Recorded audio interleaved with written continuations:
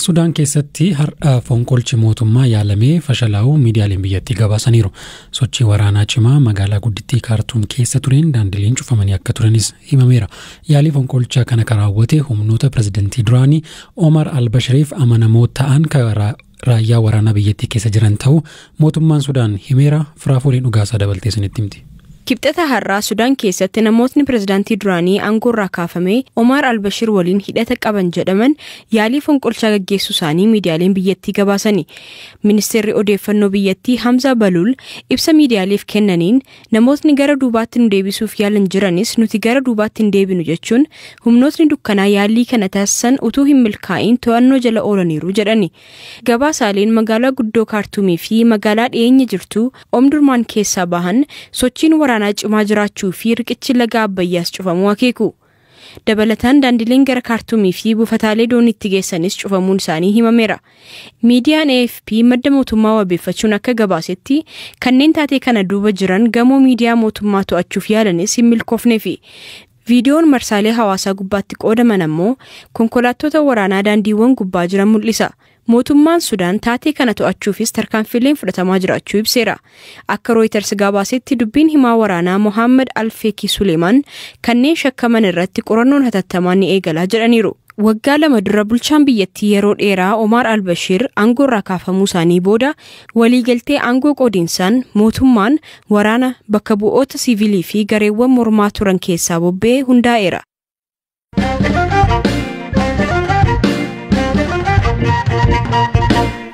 Abbaa warraa fi haati warraa jaalalaaf kabajaan waggoota 75 bultiin waliin jiraataa turan guyyaa tokkotti boqotan. Abbaa warraa boqotanii sa'aatii 20 booda haati warraas ka boqotani. Duuti abbaa warraa fi haadha warraa kanaa maatiif ollaa rifaasisullee jaalala wayita lubbuun turan waliif qaban kan mul'isudha jedha gabaasi Habtaamuu Xibabuu ittaanu. Ani du'ee ati immoo ji'atti na dhaqqabda. Kophaa koo hin taa'u naaf gadditee kaatee na dhaqqabda. Haasaan kun kan obbo Giilloo Toleeraa fi aaddee Xuruu Bantii walitti himaa turanidha. Gaa'illi bara 1939 ijaarame jaalala kabaja walamantaa fi ilaaf ilaameedhaan utubame waggoota 75 booda torbee darbe goolabame. Abbaan warraa fi haati warraa godina Shawaa Lixaa aanaa Iluu Galaanitti jiraattota ganda Meettaa Kidaana Miratii turan obbo Giilloo fi aaddee Xuruun garaagartee sa'aa 20 gidduutti lubbuun isaanii godaante. Yeroo kana obbo Giilloon nama umurii waggaa 100 haati warraa isaanii aaddee Xuruu Bantii immoo nama umurii waggaa 90 turan. Ijoollee isaanii 8 keessaa inni quxusuun obbo Abarraa Giilloo waan qaammee 5 bara 2013 uumame ni dubbatu. Qaamni gaafsanii sana dhukkubsatan qoonni isaanii dhukkubuma humni miti akkuma ulfaataa ta'e dhukkuba akkasutti dhukkubaa jedhanii ibsatan miti inuma rafuu nyaatumaaf dhugaatii dhoowweetu maal taatan inni jedhamu homaa jedhu miree lamaanummaa wal fakkaataa haaluma fakkaata. Egaa haaluma salphaa dhukkubsatanii hin fayyadamnedhuma eegne ture. Booda garuu gaheeraan koo jedhu ture maagariin akka jiru hankoo dhumeera jedhu ture. Haaluma kanaan fayyadamedhuma ta'e gaasaanoo yeruma waamama isaanii ta'etu sassaabaman. Obbo Giilloo Toleeraa fi haati warraa isaanii aaddee Xuruu Bantii namoota yaadaanis ta'e qaamaan walirraa fagaachuu hin barbaanne ta'uu ollaa fi ijoolleen isaanii himu. Haluma kanaan abbaan warraa fi haati warraa qaammee 5 bara 2013 dhukkubsachuu eegalanii obbo Giilloon torbee darbe guyyaa roobii fulbaana 5 2014 galgala sa'aa 3 fi daqiiqaa 5 irratti boqotan. Wayita abbaan warraa boqotanitti haati warraa dadhabanii fi of wallaalanii turan. Aaddee Xuruu Bantii dadhabbii isaaniirraa hin bayyananne abbaa warraa isaanii obbo Giilloo Toleeraa hordofuun sa'aa 20 booda kamisa waaree booda sa'aa 12 irratti isaanis addunyaa kanarraa du'an boqotan. Ilmi isaanii obbo Abarraa ni dubbatu. Maatii keessatti illee egaa amma nuyi akkuma ta'a jennee deemnidha. Akkasa walirraa hin hafne deemna baay'ee wal jaallatu. Akkasuma walirraa ammuma kana ta'a jennee nuyyuu akkatti hin eegamne. Baay'ee naasuu guddaadha kan nuti ta'e.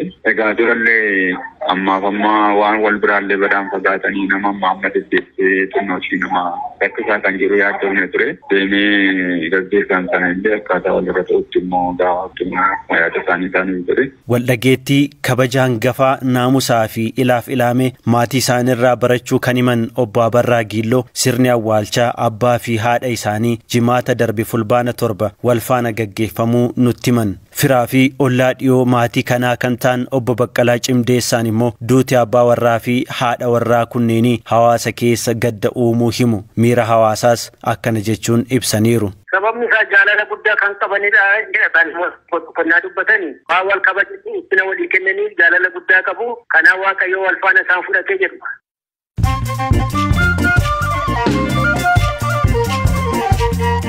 Radio BBC Afaan Oromooti kan dhaggeeffataa jirtanii gidduutti immoo oduu gaggabaaboon isinitti hima. Gorsaan dhimmoota hawaasummaa ministeera muummee Abiyyi Ahmed Diyaaqoon Daani'el Kibret waraana kaaba Itoophiyaa ilaalchisee yaadni kennan haasaa jibbinsa sabaati waraana waliinii hammeessaa jechuun Ameerikaan balaaleffatte. Diyaaqoon Daani'el gama isaatiin haasaa isaanii dheekkamsa kaase kana keessatti jechi isaan jedhu fayyadaman kan ilaallatu garee shororkeessaa TPLF malee uummata Tigraay akka hin taane AFP'tti himaniiru. Filannoo fulbaana 20 bara 2014 akka lakkoofsa Itoophiyaa naannoo Somaaleetti godhamu keessaa dabalataan paartiileen lama Izemaa fi paartiin bilisummaaf walqixxummaa of baasuu isaanii beeksisan. Adda bilisummaa biyyaalessaa Ogaadeen ONLF filannoo kana keessaa dursee of baasuu ka beeksise yoo ta'u, boordiin filannoo biyyaalessaa paartiileen kunneen filannoo keessaa of baasuun isaanii rakkoon inni fidu hin jiru jedhe. Jarmiyaan mirga namoomaa falmu Amnesty International Eertiraan hidhamtoota siyaasaa 21 waggaa 20 dura hiite achi buuteen isaanii hin beekamne akka gadhiistu gaafate.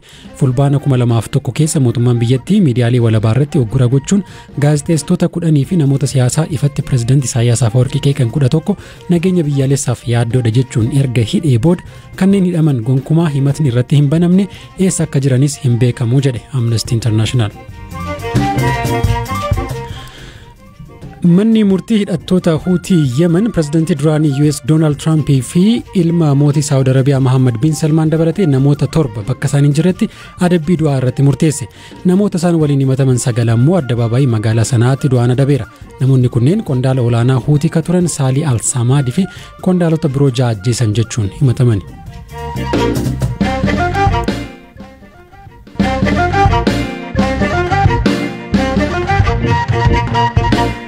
Odeessa itti aanuuni guyyaa kaleessaa waamicha mootummaa simatee Finfinnee kagalee ajajaan duraanii waraana bilisummaa Oromoo zoonii kibbaa Gollicha Dheengee waggoota 3 darbaniif hidhaa dhaabbii keessa akka ture BBC'tti hime.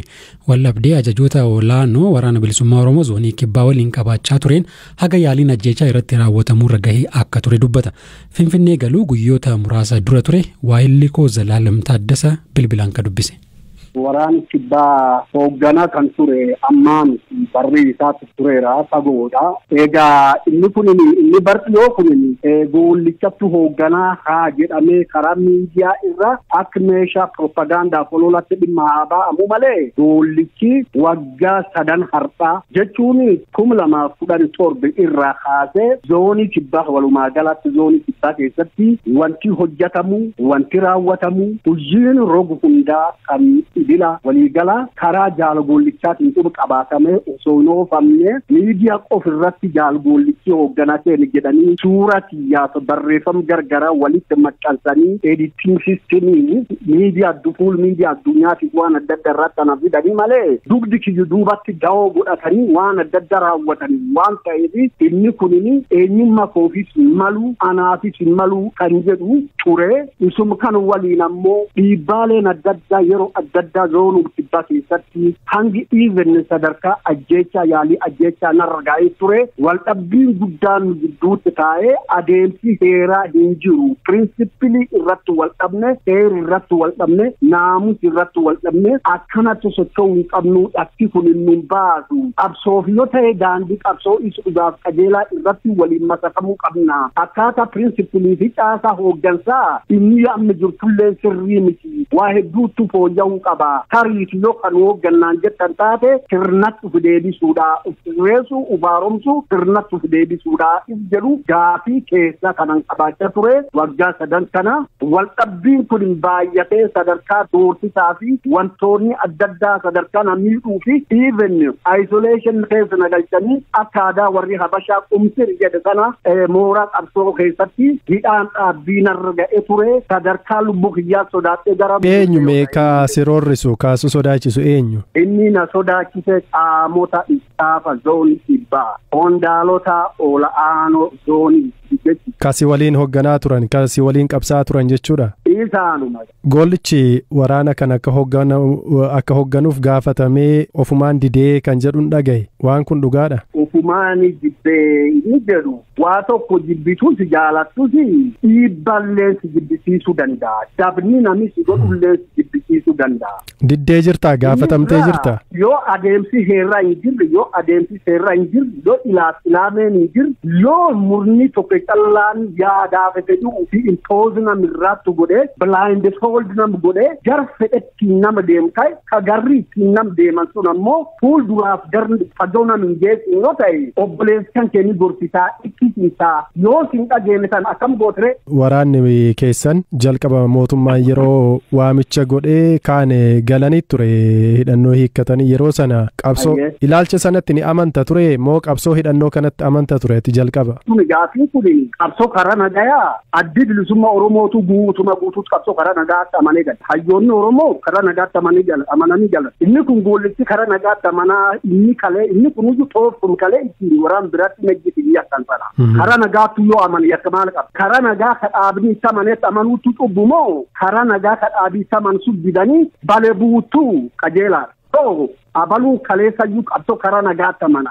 Toof kaadhaas yaabii kutee nu keessatti hambisee fi jechoonni akkasii daddarbatamaa zoonii keessatti ture. Haa ta'uuti inni kun qabsoo karaa nagaatti yoo amanan rakkoo maal? Dhaabattu karaa nagaatti amana. Tarii akkati dhiistee hin galle gara uummataatti hin makamne dhiibbaan sirratti godhameera yeroo sana bosonaa. Ani guyyaa dhaabni addi bilisummaa Oromoo gara qabsoo karaa nagaa biyyatti galee iyyuu zoonii kibbaa keessatti hidhama dhaabbii ta'ee jira. Waggaa sadii guutuu hidhama dhaabbii ture. Miidiyaa irratti yeroo dubbattu dhaga'ee beeka. Akka hoogganaa waraana kibbaa taatetti yeroo sana akkamiin dubbachuu dandeesse? Atiyyoo amma kan qabamtee dirqisiifamtee roorrifamtee ittiin dubbattii jedhanii duu filatuma dubbattee lubbuu kan bararuu filat. Doorsifamee roorrifamee miidiyaa irreeffannaa dubbisiisu dirqisiisanii aaniin hidhama dhaabbii. Takkayyuu nagaan hin oolle takka sammuu nagaa hin jiraanne nama halkan guddaa yoom du'aa bor du'aa ibsaan akkas gidduutti as gahe. Kan uummanni beeka, uummatni naannoo beeka. Guyyaa rasaa kanan dhukaasan naadhanillee jira. Gollichi kana booda kallattiin qabsoosaa maal ta'a?